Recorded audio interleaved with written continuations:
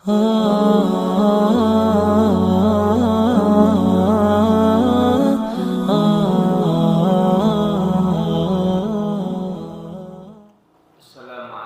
warahmatullahi wabarakatuh. Bismillahirrahmanirrahim. Alhamdulillah. Wassalatu wassalamu ala Rasulillah Muhammad bin Abdullah wa alihi wa sahbihi wa mawala amma ba'd. La hawla wa la quwata illa billah. Subhanak la ilma lana illa ma 'allamtana innaka antal alimul hakim. Rabbi shrah li sadri wa yassir li amri wahlul 'uqdatam min lisani yafqahu qawli washrah li sadri bijahin nabi wal ashabi wal alihi. Bismillahirrahmanirrahim. Setelah kemarin bagaimana kita membahas tentang apa penting daripada menjaga diri dari penyakit-penyakit hati. Artinya kita harus selalu tampil bersih zahir dan batin. Karena zahir sebagai tempat pandangan manusia, sementara batin menjadi tempat pandangan Allah Subhanahu wa ta'ala. Oleh karena daripada itu, secara kesimpulannya, seperti hanya zahir bersih daripada kotoran najis, ya, dan juga bersih daripada hadas kecil atau daripada junub, demikian pula zahir bersih dari perbuatan-perbuatan mungkar seperti menggunjing, ya, atau memandang perkara haram atau membunuh tanpa hak dan seterusnya. Demikian hati juga harus bersih daripada penyakit-penyakit hati seperti hanya sombong, suudzon kepada makhluk, suudzon kepada hari, kepada waktu, suudzon kepada Allah, ataupun penyakit-penyakit hati yang lain seperti hasud, punya unek-unek, dendam dan seterusnya. Setelah bersih, maka kita hiasi dengan husnudzon, dengan yakin, dengan ikhlas dan berbagai macamnya. Kemudian tadi zahir bersih seperti hanya dibersihkan daripada kotoran. Kenapa? Ya, dulu itu Islam itu turun kepada orang Arab yang saat itu bangsa Arab ini mereka adalah kaum al-ummi, nggak bisa baca, nggak bisa nulis. Jadi kecenderungan mereka kepada yang kotor, sehingga datang Islam ada diajarkan bersih. Kuku disebutkan di dalam hadis jangan kurang dari 40 hari sudah dipotong. Kemudian bulu ketiak dan yang lain sebagainya. Juga diajarkan kepada kita dengan wudu, dengan mandi jinabah. Diajarkan kepada kita hal-hal yang bersih rapi, sehingga ada istinja. Ada yang paling bagus cebok, kalau bahasa kita itu istinja adalah penggabungan antara benda yang keras seperti batu dengan air. Ketika ada sebagian sahabat melakukan hal itu sampai turun ayat memuji kepada orang tersebut, Allah katakan innallaha yuhibbut tawwabin wa yuhibbul mutatahhirin. Allah sangat suka dengan sesuatu atau orang-orang yang selalu dalam kondisi bersih. Baik. Kemudian sehingga ketika Islam datang, Al-Quran turun kepada Nabi mengajarkan menciptakan sesuatu yang bersih. Setelah saat itu orang-orang Arab menjadi pelopor daripada mereka suka kebersihan, sampai bagaimana Nabi membuat sebuah konsep dunia al-Islam ala nadhafah. Tidak dibangun itu agama Islam kecuali mengajarkan suka bersih. Innallaha nadhif yuhibbun nadhafah. Allah adalah zat yang bersih kata Nabi, zat yang suci maka suka dengan kebersihan. Sekarang coba kita bahas terkait masalah bersih, yakni pertama hendaknya jangan kita ini beraktivitas dalam kondisi junub. Janub baisnubu itu bermakna dijauhi. Orang yang junub itu dijauhi daripada malaikat. Maka daripada itu orang yang junub dia adalah orang-orang yang terusir daripada kehadratillah. Orang yang junub terusir daripada hidangan Allah. Oleh karenanya orang yang kondisi junub enggak boleh al-lubsu fil masjid. Tidak boleh dia bertempat tinggal duduk di dalam masjid. Makanya kalau ini masjid, salah satu yang ngaji wanita haid enggak boleh duduk di dalamnya. Kenapa? Masjid sebagai rumah Allah. Masjid sebagai rumah Allah. Orang junub tertolak daripada sisi Allah, maka dia enggak boleh ada di masjid, enggak boleh dia baca Al-Quran. Ya, terkait diam di masjid ada perbedaan antara al-lubsu wal murur. Artinya kalau dia cuma lewat, orang yang haid cuma lewat dengan syarat tidak ada kekhawatiran darahnya tercecer di masjid, maka enggak masalah. Apa itu murur? Masuk dari satu pintu, keluar dari pintu yang lain. Masuk dari pintu utara, keluar kepada pintu selatan. Maka walaupun dia junub, syaratnya tidak dikhawatirkan tercecer darahnya, boleh. Tapi kalau masuk satu pintu, keluar dari pintu yang sama, masuk daripada satu pintu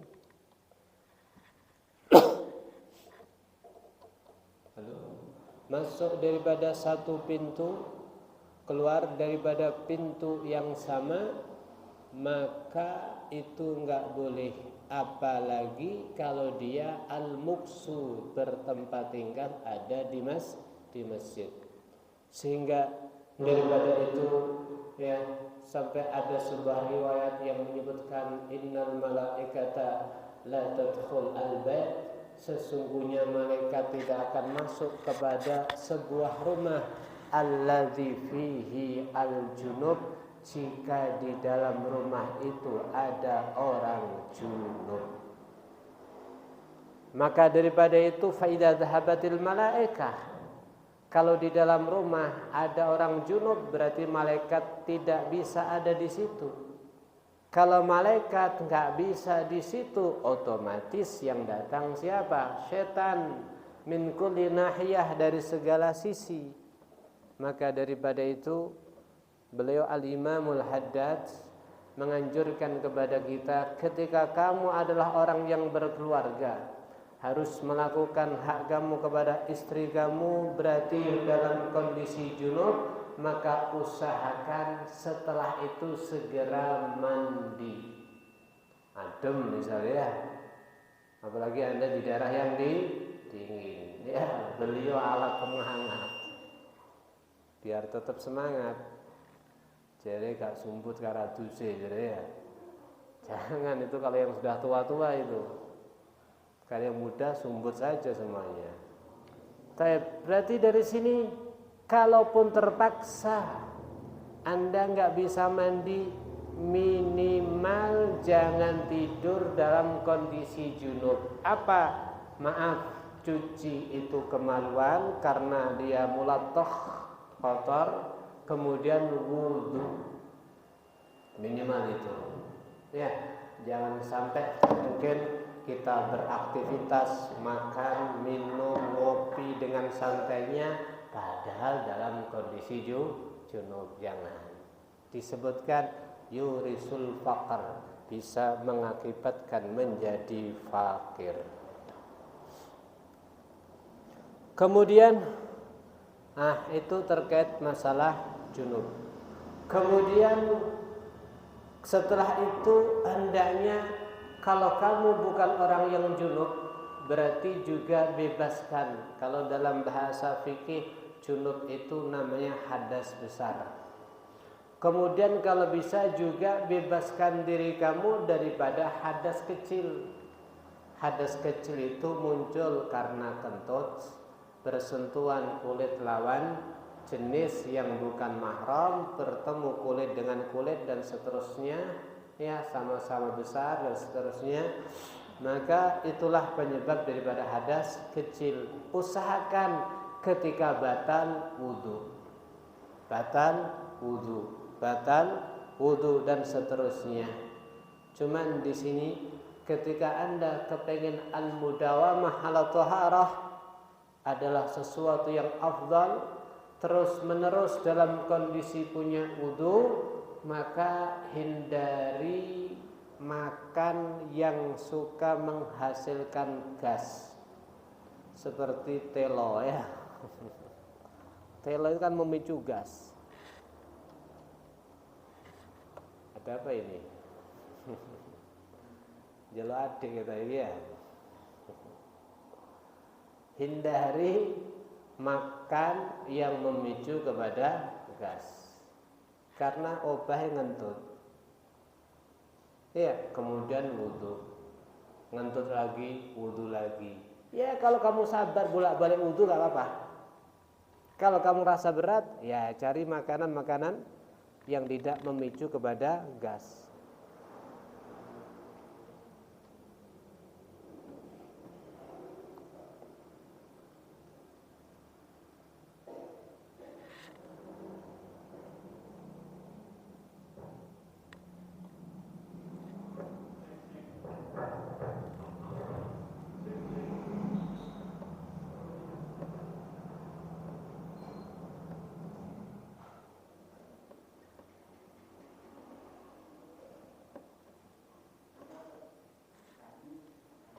Nanti Mik.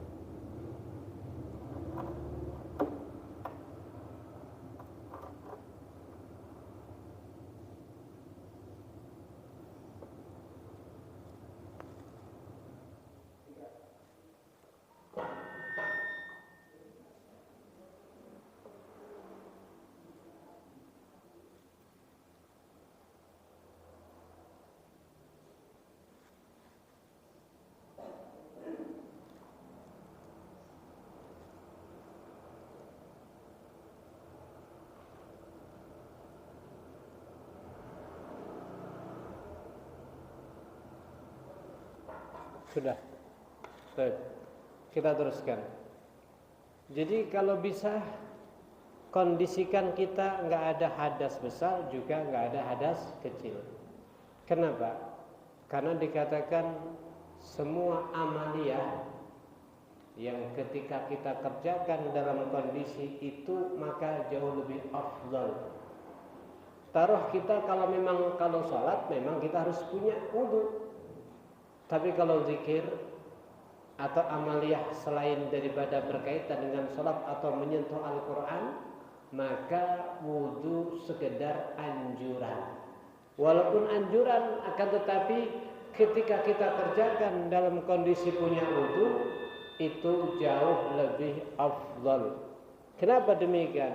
Li'annal wudu silahul mu'min. Karena wudu menjadi pedangnya orang mukmin. Berarti setiap saatnya Anda punya pedang, Anda bawa senjata.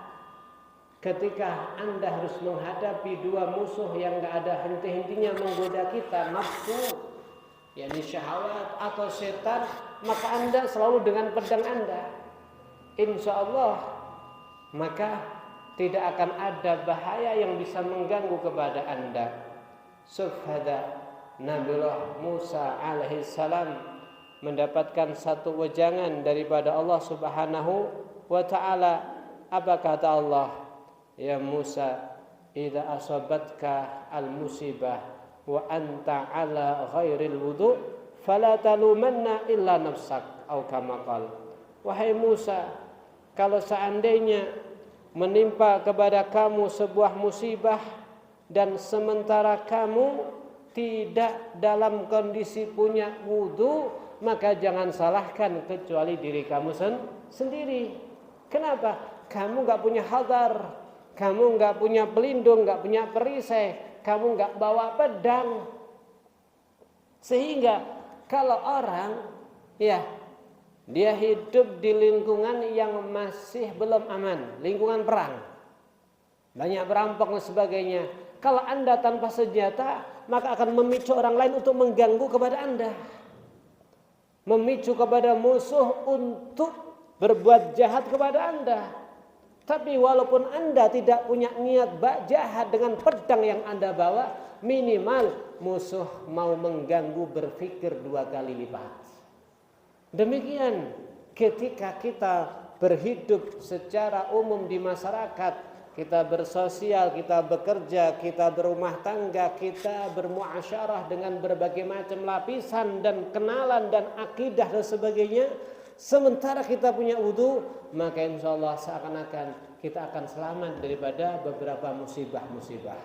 Seorang Yahudi disebutkan dalam kitab Jawahirul Lu'liyah Sarah Arba'in Nawawi, dulu kala ketika pasukan Sayyidina Umar. Sayyidina Umar itu hidup di zaman Islam yang terus berkembang. Banyak orang takut dengan kekuatan kaum muslimin, apalagi non muslim. Sampai disebutkan dalam Sahih Bukhari, nusirtu birra'bi masiratas sahar.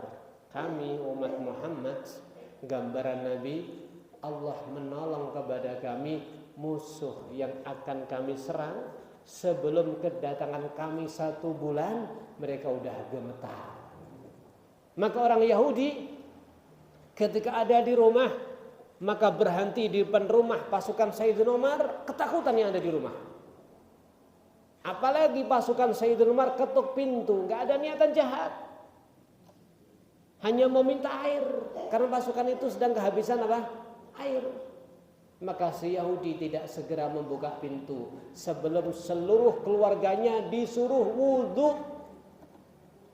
Yahudi keluarganya disuruh wudu karena memang Allah telah kasih wahyu kepada Nabi Musa alaihi salam, idza asabatkal musibah wa anta ala khairit taharah fala talumanna illa nafsak.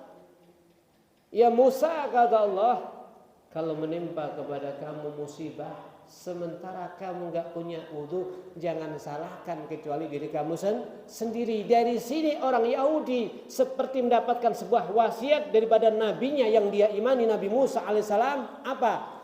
Kalau takut kepada penguasa, takut kepada sesuatu, takut dan sebagainya kena musibah, maka kondisikan kamu dan keluarga kamu punya wudu, aman daripada semua tadi.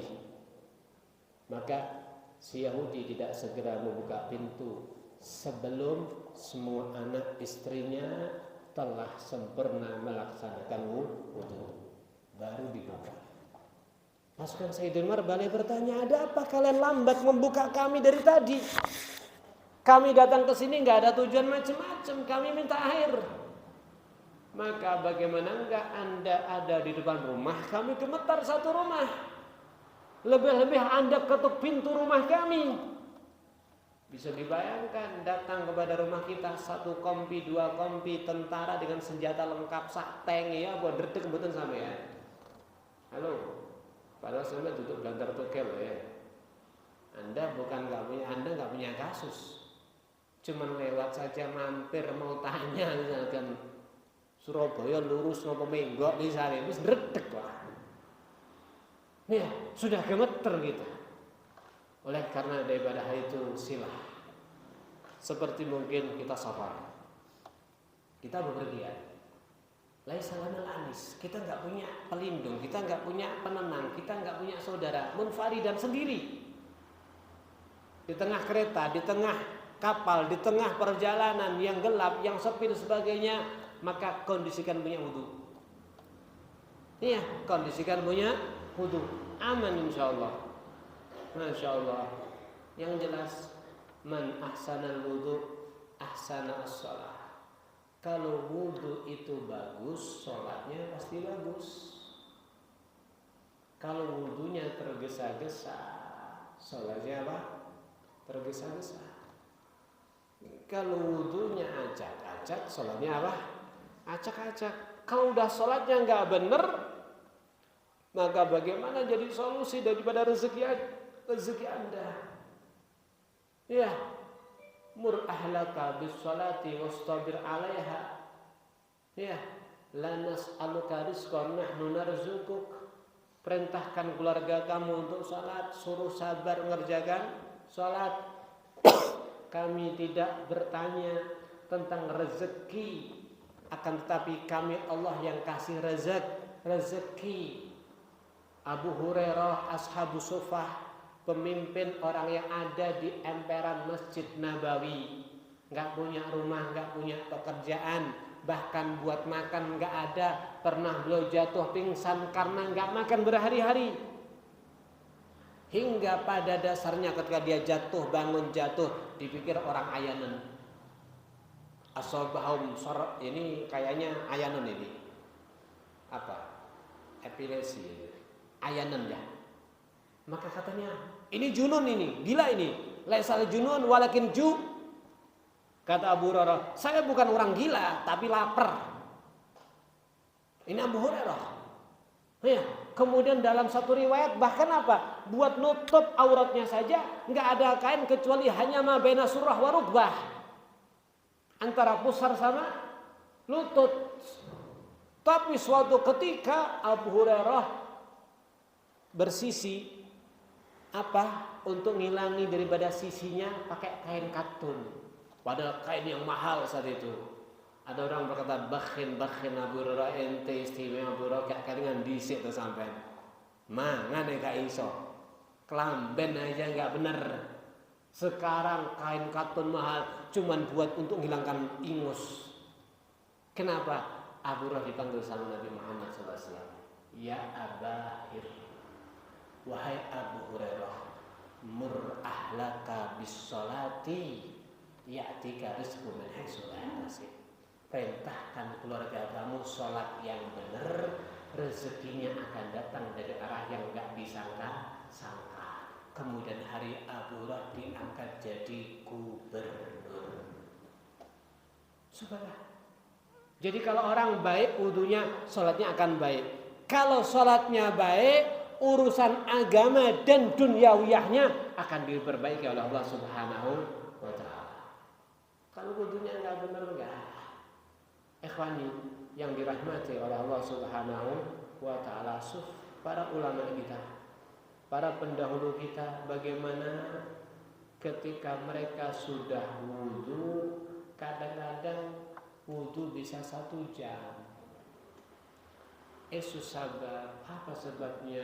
Sunnah-sunnahnya dikerjakan semuanya.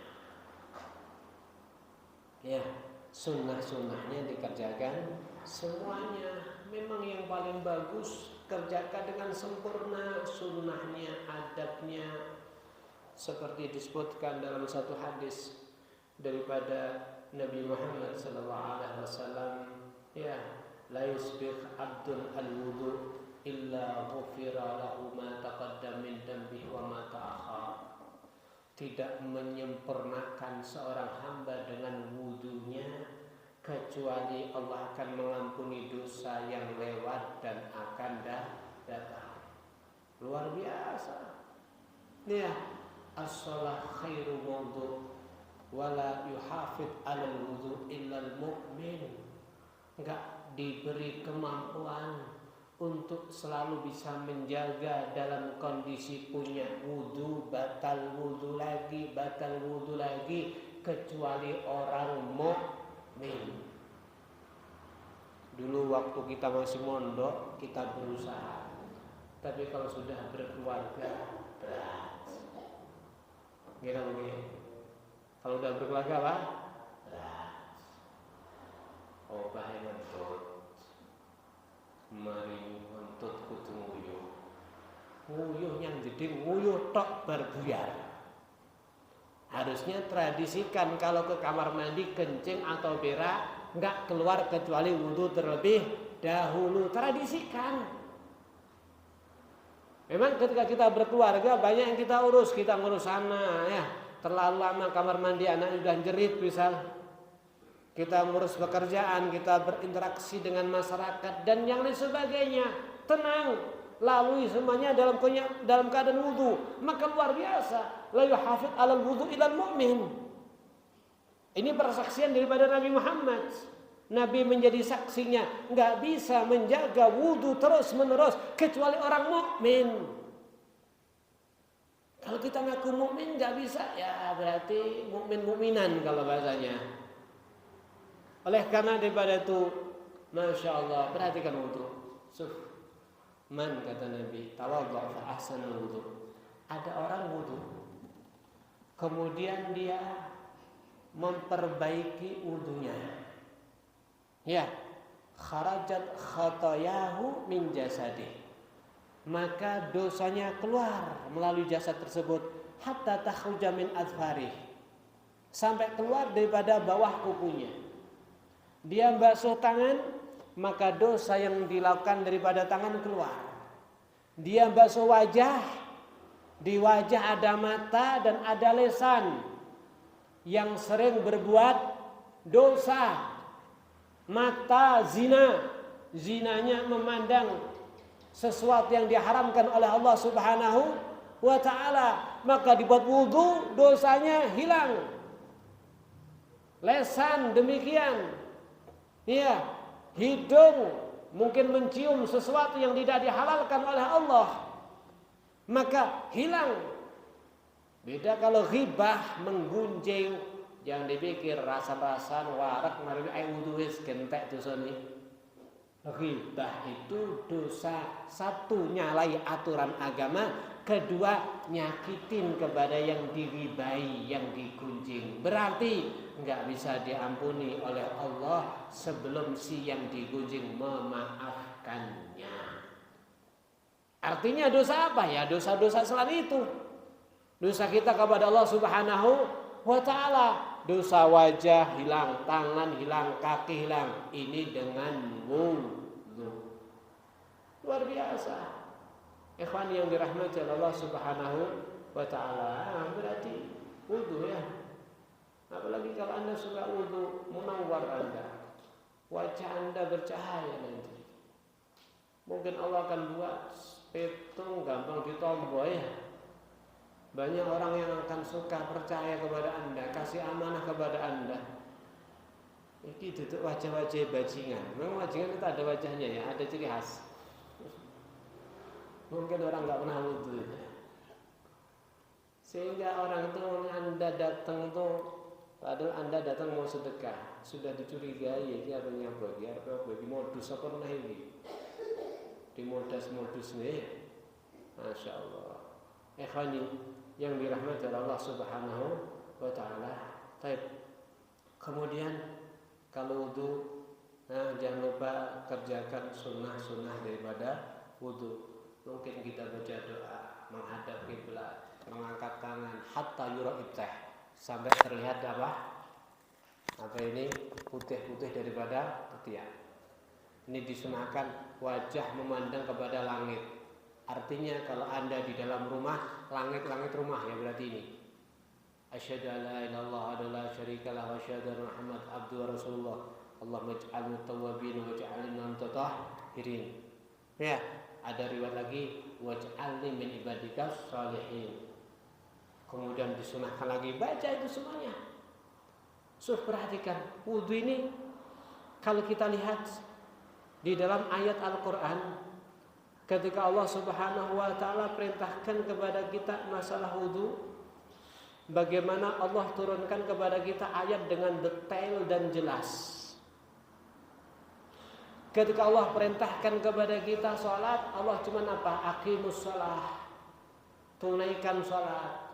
Ya, walillahi 'alan nas hijjul bait man istata ilaihi sabila. Manusia punya tanggungan, punya hutang sama Allah untuk hijjul bait, datang kepada al-bait dalam kondisi haji.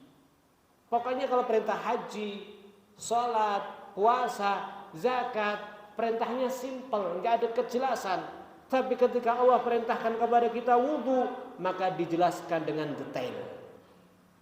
Ya, di Al-Quran dijelaskan dengan detail. Jarang-jarang Al-Quran dijelaskan dengan detail, kecuali itu urusannya penting. Allah katakan apa? Ya ayyuhalladzina amanu idza kuntum ila sholati faghsilu wujuhakum. Hai orang-orang yang beriman, kata Allah, idza kuntum ila sholati, kalau kamu berdiri mau sholat, faghsilu wujuhakum, basuh wajah kamu, wa aydiyakum ilal marafiq, dan kedua tangan kamu sampai siku-sikunya. Dijelaskan batasan-batasannya. Wamsahu birusikum, usap rambut daripada kepala atau kulit daripada rambut kepala kamu.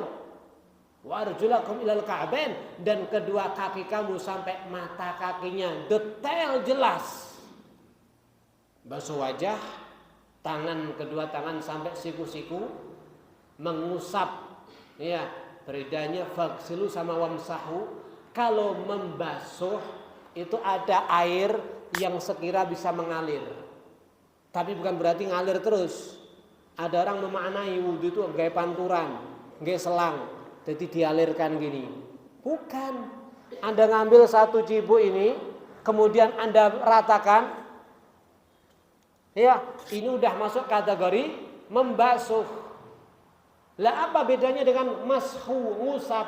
Kalau ngusap, tangan masuk ke air, diangkat tanpa membawa air kecuali bekas yang ada di tangannya dan diusapkan. Ini namanya ngusap. Kalau basuh berarti nyiduk dengan air. Bisa dipaham ya? Nah, ketika kita basuh wajah, Allah perintahkan faghsilu, basuh. Tangan juga demikian. Tapi ketika basuh rambut kepala, wamsahu, diusap. Berarti kalau basuh rambut kepala gini. Tangan masuk ke air, diangkat tanpa membawa air kecuali cuman apa? Yang nempel sini, kemudian diusapkan gini. Ya, bisa di sini seterusnya. Kemudian wa arjulakum ilal ka'bain. Memang di sini ada sedikit perbedaan pendapat. Kalau secara Syafi'i, kaki itu bukan diusap tapi dibasuh. Ya, karena nanti atofnya kepada faghsilu wujuhakum. Alhasil dari sini, kenapa Allah menjelaskan dengan detail? Kalau sholat gini, karena kalau sholat itu dikerjakan bareng-bareng. Ya, sehingga Nabi simpel. Apa? Shollu kama ra'aitumuni usolli. Kalau kamu sholat, ya sholatlah seperti halnya kalian melihat aku Nabi sholat. Kamu ikuti aku aja sudah. Bagaimana aku sholat kamu ikuti, rukuknya ini sebagainya. Demikian kalau haji, khudu manasikakum, ambil ya daripada yang aku contohkan dalam ibadah haji, contoh, ambil, ikuti, gitu. Tapi perintahnya nggak detail. Tapi kalau wudu, kenapa detail? Karena kalau wudu seringnya dikerjakan sendiri. Gak ada orang wudu bareng, ya dak. Ayo, basuh wajah apa? Ada nggak ada. Budal dewi-dewi. Tapi kalau sholat seringnya berjamaah. Maka nih orang munafik setahun, 10 tahun nggak pernah sholat, jamaah langsung iso. Kenapa? Melok-melok arung lirik. Ya dak. Karung lirik. tinggal ditekai salat subuh ada berapa rakaat? 4 rakaat. Nah, ini jelas. Ini PKI, maaf. Ya. Tapi kalau praktek pokoknya dadi makmum iso. Lek dadi imam noleh dhisik ya. Tapi alasan dari sini ini luar biasa. Jadi wudu bagaimana didetailkan perintahnya karena memang di situ ya wudu dikerjakan dalam kondisi sendiri. Ikhwani yang dirahmati Allah Subhanahu wa taala. Perhatikan. Ketika datang kepada kita dunia ini ada istilah corona, kita diperintahkan cuci tangan ya, membersihkan hidung sebagainya. Islam sudah diajari itu semuanya. Kenapa yang dibahas dalam wudu itu wajah, tangan, kaki? Karena ini yang sering berinteraksi. Pakaian kita itu secara umum nggak ada yang membungkus daripada wajah. Tangan terbuka, kaki juga demikian. Berarti anggota itulah mungkin yang sering berhubungan dengan yang namanya bakteri. Islam sudah ngajari bersih dan sehat sebelum ada perintah cuci tangan dan sebagainya.